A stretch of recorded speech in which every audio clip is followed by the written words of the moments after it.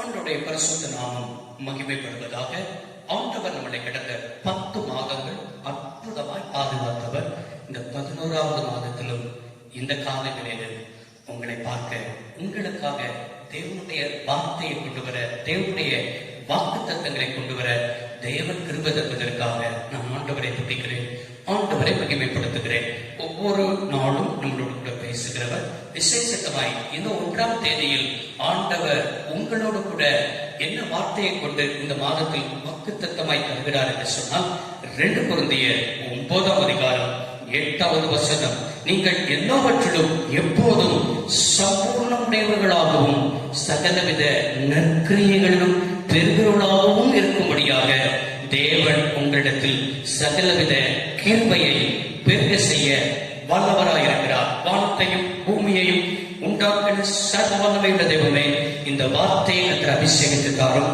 கடந்த 10 மாதங்கள் என் ஆண்டவர், ஒரு தாயானவள் தன் பிள்ளையை 10 மாதம் சுமக்கிறது போல நீர் கடந்த 10 மாதமும் எங்களை சுமந்து கொண்டு வந்ததை நாங்கள் நினைக்கிறோம், நாங்கள் நினைவு கூறுகிறோம்.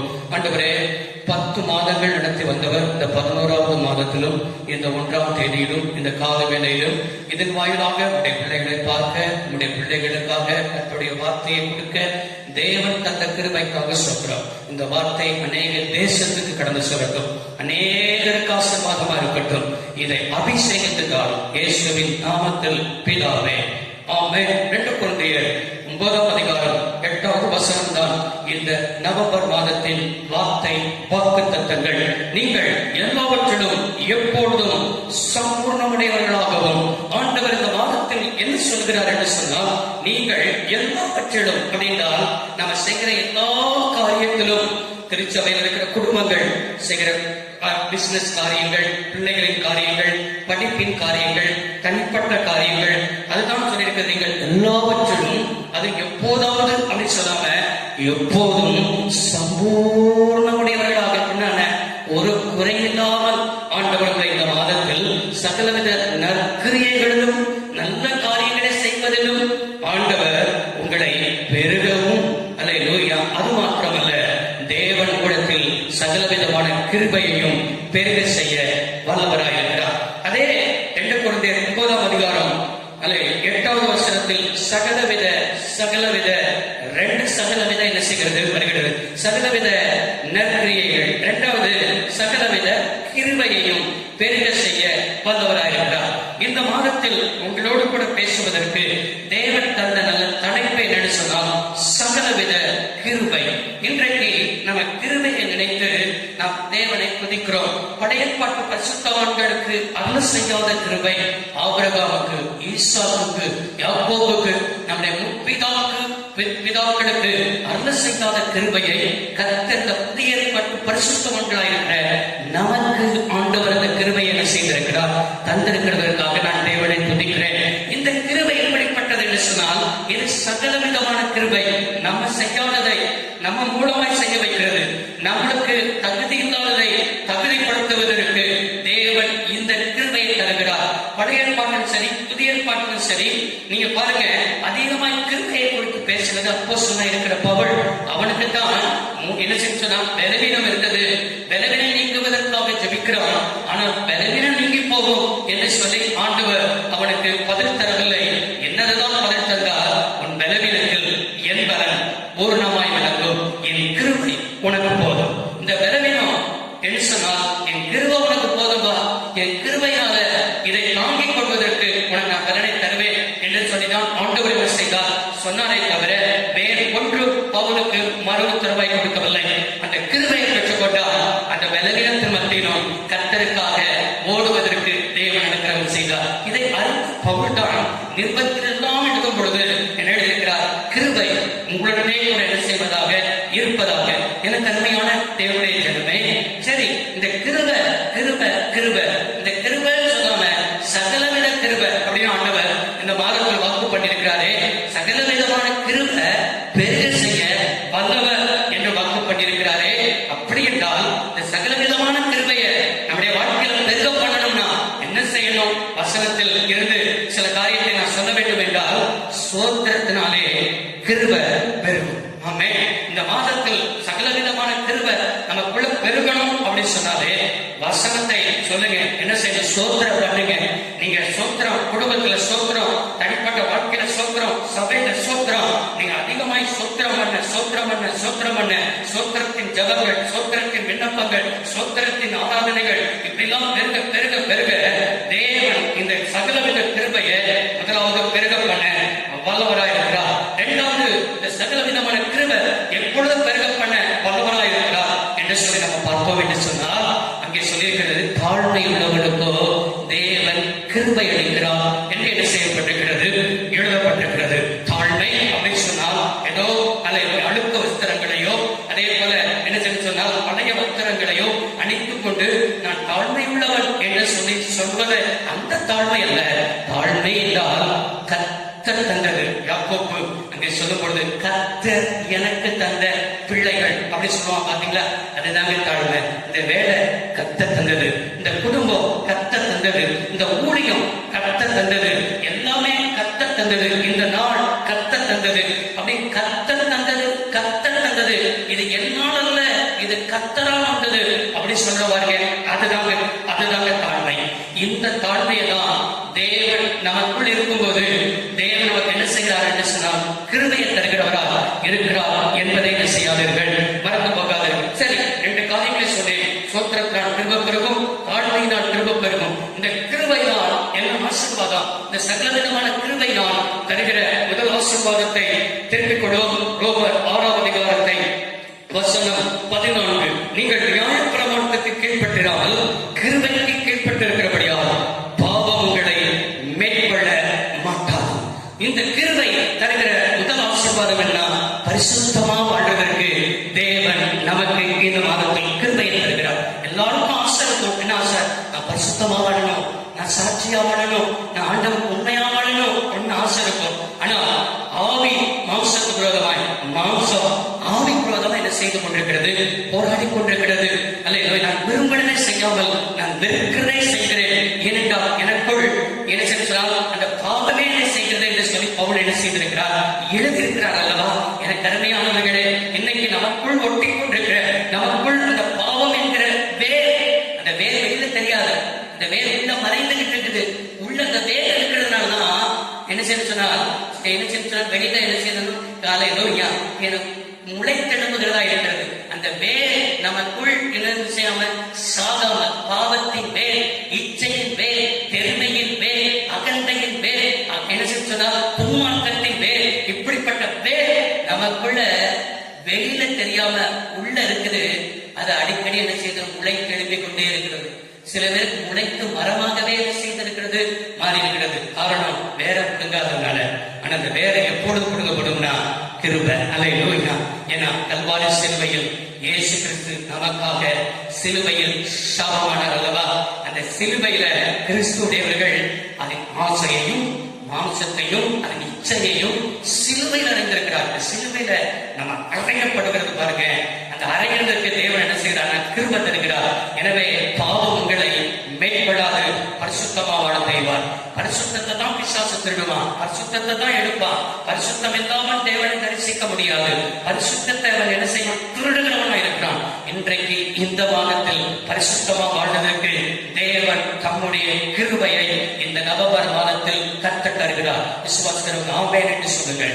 ஆமென். 2வது ஆண்டவர் என்ன சொல்லியிருக்கிறார், 2 கொரிந்தியர் 15ஆம் அதிகாரத்தை நீங்கள் திருப்புவீர்கள் என்று சொன்னால், அங்கே வசனம் 1 கொரிந்தியர் 15ஆம் அதிகாரம் வசனம் 10 வாசித்து பார்ப்போம் என்றால், ஆகிலும் நான் இருக்கிறது தேவனுடைய கிருபையினாலே இருக்கிறேன்.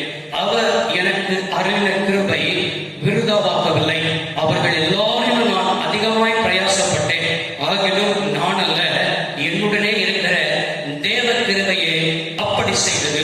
அப்ப சொன்னா இருக்கிற பவுல் என்ன செய்கிறார் என்று சொன்னால், இங்கே அவர்கள் எல்லாரும் நான் அதிகமாய் என்ன செய்தேன், பிரயாசப்பட்டேன் அப்படின்னு செய்கிறார். சரி, இந்த கிருபை நமக்கு என்னத்தையோ ஆசீர்வாதத்தை தருகிறார் என்றால், கர்த்தருக்காக அதிகமாய் பிரயாசப்பட வைக்கிறது கிருபை.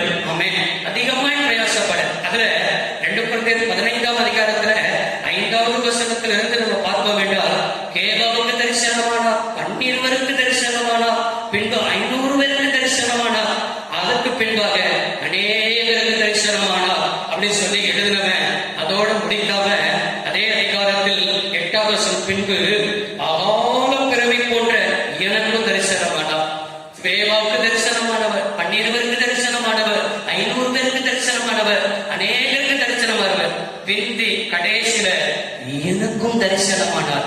எல்லாருக்கும் கடைசியில எனக்கு தரிசனமானார். இந்த கேபாவை காட்டிலும், இந்த யோவானை காட்டிலும், அதே போல இயேசுடைய கூட பிறந்த சகோதரர்களை காட்டிலும் அதிகமாய் பிரயாசப்பட்டவன் நான் அப்படின்னு சொல்லி என்ன செய்கிறார் பவுல் சொல்கிறார். அதிகமாய் பிரயாசப்படுவதற்கு அல்லேலூயா நான் அல்ல சொல்லுங்க. வாயத்திலிருந்து 14 நிருபங்களை எழுதியிருக்கிறாரே, திருச்சபைகளை ஸ்தாபித்திருக்கிறாரே, ஊழியர்களை ஸ்தாபித்திருக்கிறாரே. இன்றைக்கும் அப்போஸ்தலனாய் இருக்கிற பவுலை குறித்து தான் இயேசு கிறிஸ்துவை காட்டிலும், இயேசு கிறிஸ்துவுக்கு அடுத்து பவுலை குறித்து பேசுகிறவே. ஏன் பேசுகிறோம் என்றால் கிருபையை பெற்றவர். அதிகமாக இந்த கிருபை என்னை பிரயாசப்பட வைத்தது. அங்கே சொல்கிறார் அவரே, நான் அதிகமாய் பிரயாசப்பட்டேன், ஆகிலும் நான் அல்ல, என்னுடனே இருக்கிற தேவ கிருபையே அப்படி செய்யும். அதிகமா இந்த வருஷத்துல 10 மாதத்தை கடந்திருக்கணும் பிரயாசப்படலையா? ஒரு ஆத்துமாக்களை கொண்டு சபைக்குள்ள ஆசீர்வாதமா இல்லையா? திருச்சபைக்கு ஆசீர்வாதமா இருக்க முடியவில்லையா? ஒரு சகோதரர் அல்லேலூயா, ஒரு வாலிப சகோதரர் சொல்லும் போது சொன்னார், நான் ரட்சிக்கப்பட்டு சிறு வயது முதற்கொண்டே நான் திருச்சபைக்கு போயிட்டே இருக்கிறேன். வாலிப நாட்களில் சொந்த ரட்சகராய் என்னை முழுவதும் கர்த்தருக்கு நான் ஒப்புக் கொடுத்தேன். ஆனால் இதுவரை என்னுடைய திருச்சபைக்கு நான் போய் ஒரு வாலிபர்களை கூட நான் திருச்சபைக்கு என்ன செய்ய முடியல, கொண்டு போக முடியவில்லை.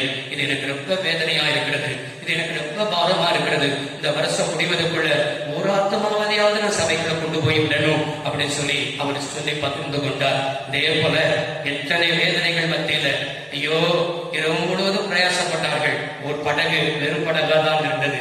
ஆனால் இயேசுவை தன்னுடைய படகில் என்ன செய்தார்கள், அனுமதித்தார்கள். அந்த படகு நிரம்பினது. இன்னொரு படகு நிரம்பத்தக்கதாக அவருடைய பிரயாசங்களுக்கு தேவன் பலன் தந்தார். உங்கள் பிரயாசங்கள் தான் இருக்கா போகுதா? பிரயாசத்துக்கு பலன் பார்க்க முடியலையா? உங்களுடைய பிசினஸ்ல பலன் பார்க்க முடியலையா? எவ்வளவு பிரயாசப்பட்டும் வெறும் படகை போலதான் இருக்கிறீர்களா? இன்றைக்கு அதிகமாய் பிரயாசப்படுவீங்க. அந்த படுகிற பிரயாசங்கள் 2 படகு நிரம்பத்தக்கதாக மீன்களை கொடுத்தது போல கர்த்தர் நவம்பர் மாதத்தில் கர்த்தர் உங்களை ஆசீர்வதித்து கர்த்தர் உங்களை கனப்படுத்த அவர் போதுமானவராக இருக்கிறார். 3வது அந்த கிருபை நமக்கு என்னத்தை கொண்டு வரும், என்ன ஆசீர்வாதத்தை கொண்டு வரும்? 2 கொரிந்தியர் 8ஆம் அதிகாரம் 1ஆம் வசனம். அன்றைய சகோதரரே, மக்கதோனியா நாட்டு சபைக்கு தேவன் அளித்த கிருபையை உங்களுக்கு என்ன செய்கிறோம், அளிக்கிறோம். அவர்கள் மிகுந்த உபத்திரவங்களை சோதிக்கப்பட்டிருக்கையில் கொடிய தரித்திரமுடையவர்களாய் இருந்தும் தங்கள் பரிபூர்ண சந்தோஷத்தினாலும் மிகுந்த உதாரத்துவத்தினாலும் கொடுத்தார்கள். அவர்கள் தங்கள் திராணிக்கு தக்கதாகவும் தங்கள் திராணிக்கு மிஞ்சியும் கொடுக்க தாங்களே கண்டுள்ளவர்களாக இருந்தார்கள் என்பதற்கு நான் சாட்சியாக இருக்கிறேன். இந்த கிருபை என்னைய ஆசீர்வாதம் அப்படின்னா என்ன ஆசீர்வாதத்தை கொண்டு வரும்னா, கர்த்தருக்காக கொடுக்கிற ஆசீர்வாதத்தை தரும். வாங்குவதை பார்க்கணும், கொடுப்பதை பாக்கியம். இதுதான் ஊழியத்தில் பவுல் வைத்திருந்ததான ஒரு பெரிய சொன்னா இயேசுடைய போதனையில் ஒன்று. எனக்கு அருமையானவர்களே, இன்றைக்கு கொடுக்கிறது இந்த கிருபையை கர்த்தர் தரணும். இது மக்களுடைய நாட்டு சபைக்கு கொடிய தரித்திரத்தில் இருந்தார்கள். அவர்கள் அந்த கொடிய தரித்திரத்துல தங்கள் பரிபூர்ண சந்தோஷத்திலும் மிகுந்த உதாரணம். நிறைய பேர் கொடுக்கறத சந்தோஷமே வராது, பிசித்தனம் படுவான். அல்லேலூயா, தயார் குணமுள்ளவனா இருக்கணும். அல்லேலூயா, கொடுக்கிறதுக்கு அந்த கிருபை வேணும். இன்னைக்கு இந்த திருச்சபைக்கு தரப்போகிறார். இந்த வார்த்தையை கேட்கிறவளுக்கு கொடுக்கிறதுக்கு கிருபையை தருவார். அல்லேலூயா, இன்னைக்கு கொடுத்து அல்லேலூயா மக்களுடைய நாட்டு சபை திராணிக்கு தக்கதாகவும் திராணிக்கு மிஞ்சியும் கொடுத்தார்கள் என்பதற்கு நான் சாட்சி. என்னென்னா அல்லேலூயா, அங்க வசனம் சொல்லியிருக்கிறது வாரியதை தான். வசனம் 2 கொரிந்தியர் 9:9 வாரியதை தான் ஏழைகளுக்கு கொடுத்தான், அவன் நீதி என்றென்றைக்கும் நிற்கும் என்று எழுதியிருக்கிறபடி விதைக்கிறவனுக்கு விதையும் கொடுத்தாதான் உனக்கு ஆண்டவர் கொடுப்பேங்கிறார். புசிக்கிறவனுக்கு ஆகாரத்தையும் அளிக்கிற உங்களுக்கு விதையை அளித்து அதை பெருக பண்ணி உங்கள் நீதியின் விளைச்சலை கர்த்தர் இந்த மாதத்தில் என்ன செய்வார், வர்த்திக்கப்படுவார். இந்த மாதத்தில் உங்களை ஆண்டவர் நீதியின் விளைச்சலை வர்த்திக்க பண்ணி அவனை விட்டு சவனை விட்டு என் கிருபை விளக்கினது போல சாலமனை விட்டு என் கிருபையை நான் விளக்காமல் இருப்பேன் சொன்னது போல கர்த்தர் இந்த மாதத்தில் உங்களை விட்டு அவருடைய கிருபை சகல விதமான கிருபையை உங்களை விட்டு விளக்காமல் இருந்து கர்த்தர் உங்களை நடத்துவார். சர்வவல்லமையுள்ள தேவனே, இந்த நவம்பர் மாதத்தில் இந்த கால வேளையிலும் இதன் வழியாக தன்னுடைய வார்த்தையை கொடுக்க தேவன் கிருபை தந்ததற்காக சொல்கிறேன். இந்த வார்த்தையை எங்கெங்கெல்லாம் உட்கார்ந்து கேட்கிறார்களோ, இந்த வார்த்தையை எங்கெங்க எந்தெந்த தேசங்களுக்கெல்லாம் கடந்து சொல்கிறதோ கேட்கிறவருடைய பிள்ளைகள்லாம் ஆசீர்வதிக்கப்பட இந்த 1ஆம் தேதி இந்த கால வேளையிலும் கூட நேருக்கு இந்த வார்த்தை ஆசீர்வாதமா இருக்க தேவன் கிருபை ஜெபிக்கிறோம். ஆண்டவரே, சோத்திரத்தினால கிருபை, தாழ்மையினால கிருபை, இது இந்த சகல விதமான கிருபையை பெருகப்பட்டு பரிசுத்தமா வாழ்வதற்கு ஆண்டவரே அதிகமாய் பிரயாசப்படுவதற்கு அதே போல அதிகமாய் கர்த்தருக்கு கொடுத்த ஆசீர்வாதத்தை பெற்றுக் கொள்வதற்கு விதைக்கிறவனுக்கு விதையையும் புசிக்கிறவனுக்கு ஆகாரத்தையும் நீதியின் விளைச்சலை வர்த்திக்கப்படுகிற தேவன் உடைய பிள்ளைகளை வர்த்திக்கப்பட்டு இந்த மாதம் குறையில்லாமல் நடத்துங்க. மீதம் மிச்சமனுக்கு உதவி செய்யுங்க. ஆண்டவரே, இந்த மாதம் முழுவதும் போக்குவரத்தெல்லாம் பாதுகாத்துக் கொள்ளுங்க. இந்த மாதம் முழுவதும் கர்த்தர் நடத்தின பாதை நினைத்து நன்றி சொல்ல கற்றுக்கிறதாக பிதா குமாரன் பரிசுத்தாவின் நாமத்தில் இதை நீ ஆசீர்வதித்து தாரும். இந்த செய்தி, இந்த வார்த்தை அநேகருக்கு ஆசீர்வாதம் என்று சொல்லி அநேக ஜீவனுள்ள சாட்சி எழுதப்பட்டோம். தேவநாமம் மகிமைப்படட்டும். இயேசு கிறிஸ்துவின்